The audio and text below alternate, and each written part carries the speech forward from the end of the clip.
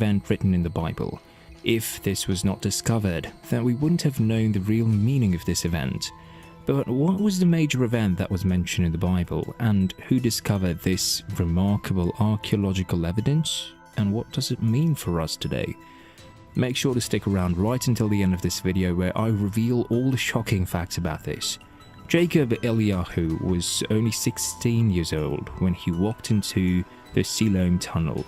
It was a water tunnel that existed for many decades. Even though explorers were familiar with the underground passage, they lacked an understanding of it. They didn't know how to explore much. The Siloam Tunnel can be explored many times, but still there could be something unknown to the public. The tunnel looked mysterious and risky. No one dared to step into the complete darkness. Jacob went into the tunnel. Maybe he wanted to see what's in there. His curious mind gave him the courage to step into the tunnel. Unfortunately, he slipped and fell into the water. He covered 6 meters, but he couldn't take another step. He slipped and fell. He stood up after that heavy fall. He got up and looked around. He had a candle with him, and as he lit it, he saw an inscription. And this is where things start to get interesting. The dark underground passage scared most of the people. They didn't even think of stepping their foot into the tunnel. Jacob, who fell into this tunnel, was brave enough not to be frightened by the darkness of the tunnel. He put on a brave face and decided to explore the unknown. The strange writing he noticed evoked his curious mind. The inscription was in the 8th century Hebrew style.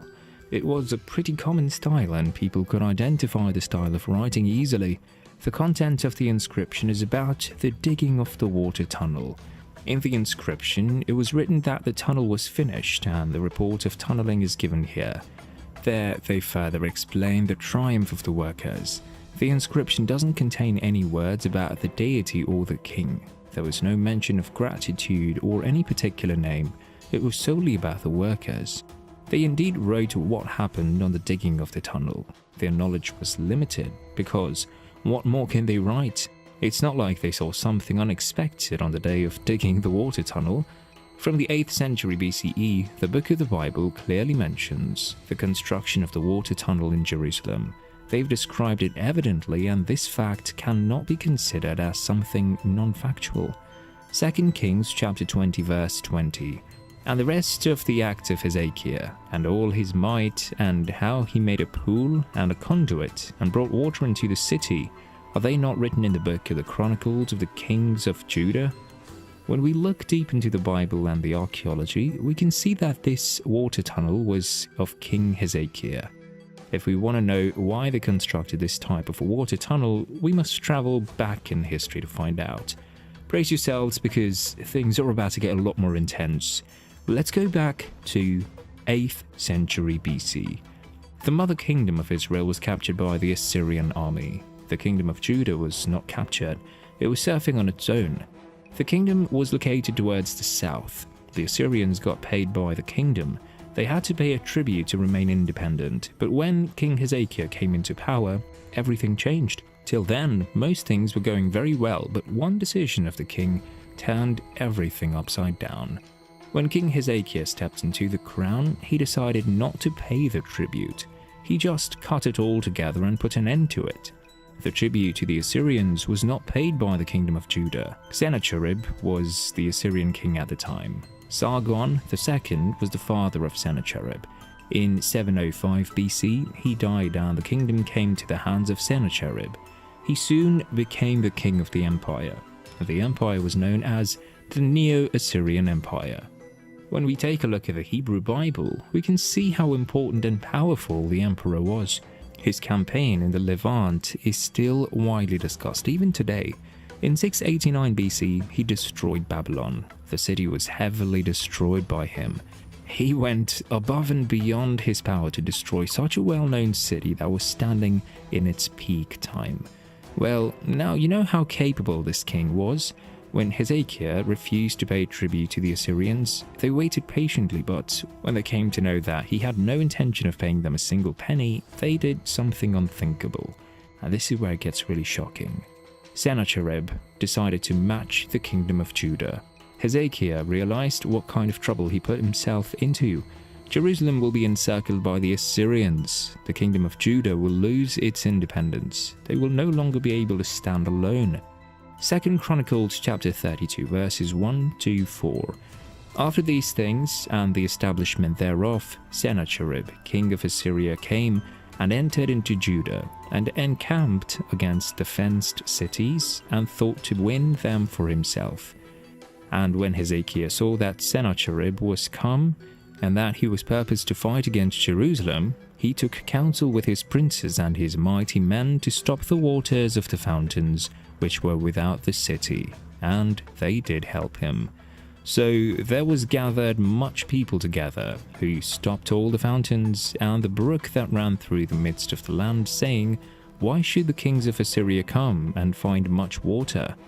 Hezekiah could see Sennacherib approaching them. They knew that he had come to declare war. There will be a war declared against Jerusalem. Hezekiah soon consulted with his officers, and he gathered them up and asked them for their opinion on cutting off the flow of the springs. The springs flow outside the city, and the warriors of Hezekiah could cut it off. While this idea was proposed before the officers and warriors, they readily agreed and gave their never-ending support to Hezekiah. It's not easy to cut off a heavy-flowing scoring. It requires a larger force.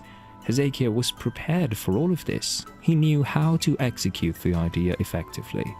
They wanted the king of Assyria to not have access to water.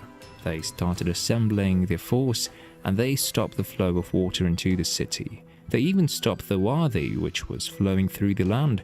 No drop of water reached the king of Assyria. Deep in their mind, they believed that the Assyrians would find water in abundance. But what took place after this incident will shock your mind.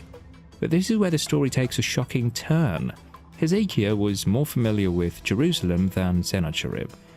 It might be due to the years of observation and closeness towards the place. The water supply was the weakness of Jerusalem. If anything affected the water supply, the whole place could crumble down. The Gihon spring was the source of water for the people of Jerusalem and had access to it. It was located outside the walls of the city. This was their biggest disadvantage. The outsiders could block the spring and cause a problem. So this weakness was used by Hezekiah, and that's why he came up with a plan to stop the flow of the Gihon spring. This affected Assyria immediately. During the siege, Hezekiah wanted to see that the people inside the city wouldn't suffer from the unavailability of water.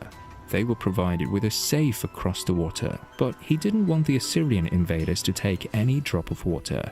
He knew that the scarcity of the water would affect it all.